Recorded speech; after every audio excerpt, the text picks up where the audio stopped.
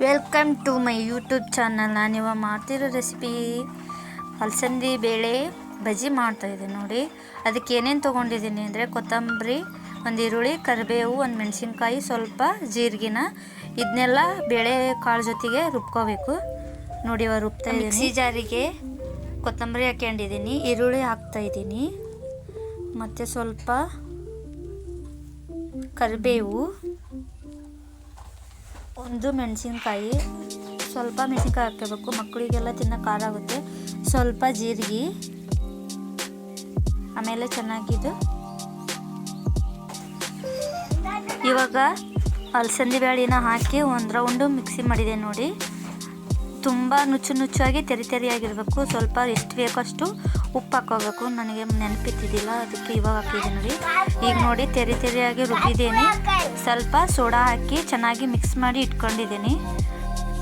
ಒಂದು ಸೈಡ್ ಇವಾಗ ಬಾಣಲೆಯಲ್ಲಿ ಎಣ್ಣೆ ಹಾಕಿ ಕಾಯಕ್ಕೆ ಇಟ್ಟಿದ್ದೀನಿ ನೋಡಿ. ಇವಾಗ ಬಾಣಲೆಯಲ್ಲಿ ಎಣ್ಣೆ ಕಾಯ್ತೈತಿ ನೋಡ್ರಿ. ಇವಾಗ ಒಂದು ಸ್ವಲ್ಪ ಸಣ್ಣದಾಗಿ ಹೋಲ್ ಮಾಡಿ ಇವಾಗ ಅಲಸಂದಿ ಬೇಳೆದು ಹಿಟ್ಟು ಬಿಡ್ತಾ ಇದೆ ನೋಡಿ ಬಜ್ಜಿ ಮಾಡೋಕ್ಕೆ. ನೋಡಿ ಇವಾಗ ಒಂದು ಕಡೆ ಬೆಂದಿದ್ದಾವಲೆ ಆಲ್ರೆಡಿ. ಇವಾಗ ಹಾಕಿದಾಗಿ ಬಿಡ್ತಾ ಇರ್ಬೇಕು, ಹಂಗಾದ್ರೆ ಚೆನ್ನಾಗಿ ಟೇಸ್ಟ್ ಬರ್ತೈತಿ, ಚೆನ್ನಾಗೂ ಬೇಕು ಅನ್ಸ್ತಾವೆಲ್ಲ ಬಜ್ಜಿಗಳು ನೋಡಿ ಈ ಥರ.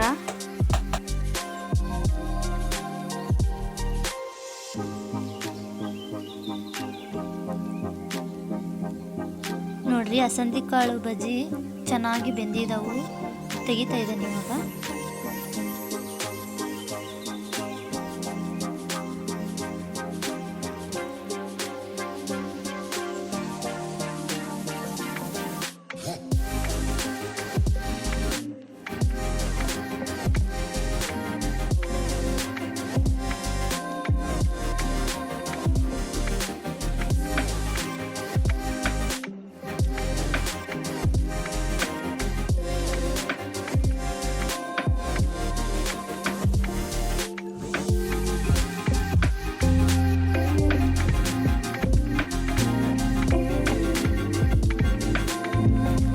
ನೋಡಿ ಅಲಸಂದಿ ಕಾಳು ಬಜ್ಜಿ ರೆಡಿಯಾಗ್ಯವು, ಕ್ರಿಸ್ಪಿಯಾಗಿ ಎಷ್ಟು ಚೆನ್ನಾಗಿದ್ದವು.